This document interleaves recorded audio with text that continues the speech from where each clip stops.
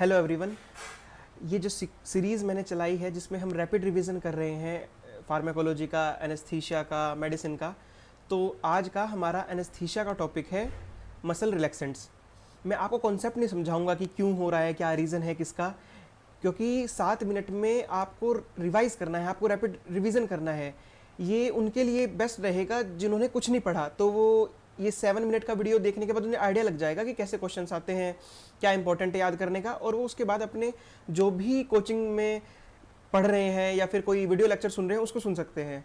और दूसरा ये उनके लिए बेस्ट है जो रैपिड रिवीजन करना चाहते हैं, एग्ज़ाम पास आने वाला है या ग्रैंड टेस्ट पास आने वाला है, तो उससे पहले अगर आपको मसल रिलैक्सेंट पढ़ना है तो 5 से 7 मिनट में आपके सारे क्वेश्चन कवर हो जाएंगे। तो चलिए शुरू करते हैं। तो मसल रिलैक्सेंट दो तरह के होते हैं, एक नॉन डिपोलराइजिंग मसल रिलैक्सेंट और एक डीपोलराइजिंग मसल रिलैक्सेंट। मैंने क्या किया है, मैंने 90% जो है वो चेंज किया है प्रेजेंटेशन को और 10% कम किया है कंटेंट। तो जो कंटेंट है वो 10% ही कम है, लेकिन 90% प्रेजेंटेशन चेंज करने से ये हुआ कि बहुत ही ईजी हो गया याद करना। तो मैंने टेबुलर फॉर्म में एनडीएमआर और डीएमआर को कंपेयर किया है जिससे बहुत आसानी से याद होगा। तो चलिए देखते हैं। तो जो एनडीएमआर है, नॉन डिपोलराइजिंग मसल रिलैक्सेंट, वो कॉम्पिटिटिव ब्लॉक करता है, वो कॉम्पिटिटिव ब्लॉक करता है, और जो डीपोलराइजिंग है वो नॉन कॉम्पिटिटिव ब्लॉक करता है। अब उसके बाद आता है एग्जाम्पल्स। आपको सारे नहीं याद करने, कुछ ही याद करने हैं। जैसे एनडीएमआर में है गेंटाक्यूरियम, डॉक्साक्यूरियम। ये भी क्यों याद करने हैं, क्योंकि गेंटाक्यूरियम शॉर्टेस्ट एक्टिंग है, पहले म्यूवाक्यूरियम था, अभी गेंटाक्यूरियम हो गया है क्योंकि ये नया आया है, और डॉक्साक्यूरियम लॉन्गेस्ट एक्टिंग है। उसके बाद जो डीपोलराइजिंग मसल रिलैक्सेंट है उसमें जो मोस्ट इंपॉर्टेंट है वो है सक्सिनाइलकोलिन और सक्सामिथोनियम। अब आते हैं मैकेनिज्म ऑफ एक्शन पे। तो जो एनडीएमआर है वो अटैच होता है पोस्ट साइनेप्टिक रिसेप्टर पे, पोस्ट साइनेप्टिक पे मतलब जो दूसरा साइनेप्स है उस पर भी, किस पे, अल्फा रिसेप्टर पे, निकोटिनिक पे। निकोटिनिक का जो अल्फा यूनिट है उस पर अटैच होगा, और उसके बाद एसिटाइलकोलिन एक्ट ही नहीं कर पाएगा। तो एसिटाइलकोलिन एक्ट नहीं कर पाएगा, इसलिए इसको नॉन डिपोलराइजिंग कहा गया, क्योंकि एसिटाइलकोलिन अभी डिपोलराइज नहीं करा पा रहा है। वहीं दूसरी ओर जो डिपोलराइजिंग मसल रिलैक्सेंट है जैसे सक्सिनाइलकोलिन, वो कैसे काम करेगा, वो भी अल्फा रिसेप्टर पे एक्ट होगा, लेकिन वो Na+ का इन्फ्लक्स बढ़ा देगा, जिसकी वजह से साइड इफेक्ट होता है फेसिकुलेशन।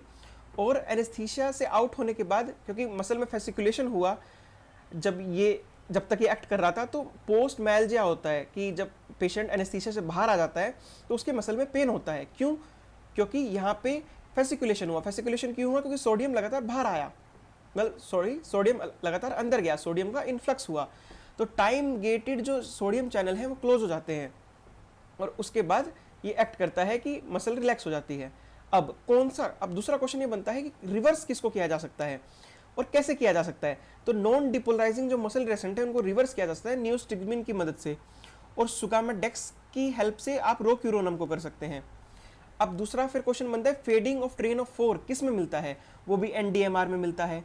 और फेडिंग ऑफ ट्रेन ऑफ 4 को अगर रोकना है तो उसका ट्रीटमेंट क्या है, उसका भी नियोस्टिग्मिन है। पोस्ट टिटेनिक फेसिकुलेशन किस में होते हैं, वो भी एनडीएमआर में होते हैं। फेसिकुलेशंस किस में होते हैं, डीएमआर में, लेकिन पोस्ट टिटेनिक किस में होते हैं, वो होते हैं एनडीएमआर में।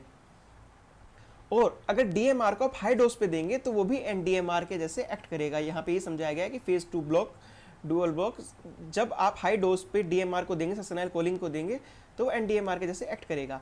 अब रिवर्सल की जरूरत किसको नहीं है, सिस एट्राक्यूरियम, एट्राक्यूरियम, इनको रिवर्सल की जरूरत नहीं है, और रिवर्सल की ज़रूरत सक्सिनाइलकोलिन को भी नहीं है। उसका रीज़न ये है क्योंकि वो बहुत ही शॉर्ट एक्टिंग है और फास्टेस्ट भी बहुत है, तो बहुत जल्दी 3 से 5 मिनट में अपना काम कर लेगा और इसका एक्शन अपने आप चला जाएगा। तो आपको कुछ भी ऐसा ड्रग देने की ज़रूरत नहीं है जिससे आपको इसको रिवर्स करना हो।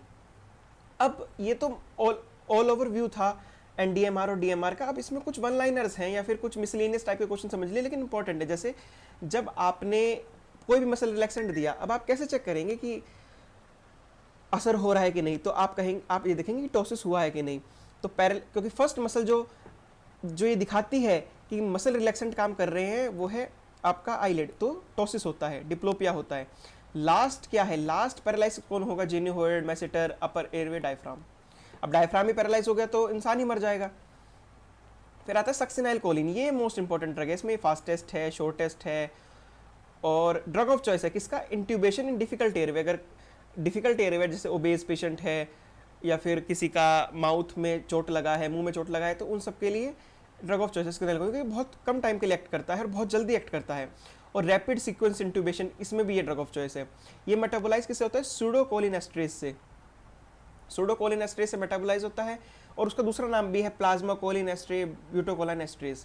साइड इफेक्ट इसके याद करने हैं, सक्सेनिलकोलिन के bradycardia, malignant hyperthermia, most commonly इससे ही होता है। इनहेलेशनल एनेस्थेटिक एजेंट से भी होता है, लेकिन मोस्ट कॉमनली सक्सेनिलकोलिन से होता है।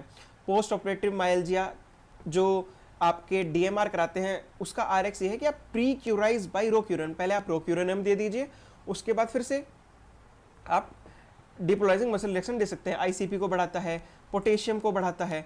अब पोटेशियम को ये रिलीज करा देगा ब्लड में, तो जितने भी मसल के डिसऑर्डर हैं उनमें कॉन्ट्राइंडिकेटेड हो जाएगा सक्सेनिलकोलिन, जैसे chronic renal failure, Duchenne muscular dystrophy, hemiplegia, glaucoma, head injury, ये सब कुछ। बाकी स्कोलिन एपनिया भी है, कई लोगों में स्कोलिन रिएक्ट कर जाता है जिससे स्कोलिन एपनिया हो जाता है। उसका ट्रीटमेंट क्या है?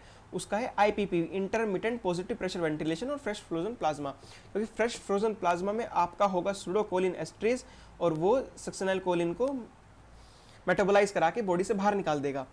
तो ये रैपिड रिवीजन था मसल रिलैक्सेंट का। आप इसको अपने नोट्स में बना लीजिए इसी फॉर्मेट में, और आपको ये रैपिड रिवीजन में हेल्प करेगा एग्जाम से पहले भी, और डेफिनेटली अगर कोई क्वेश्चन आएगा तो आपका यहाँ से हो जाएगा। और इस सेशन के लिए इतना ही था। Thank you so much.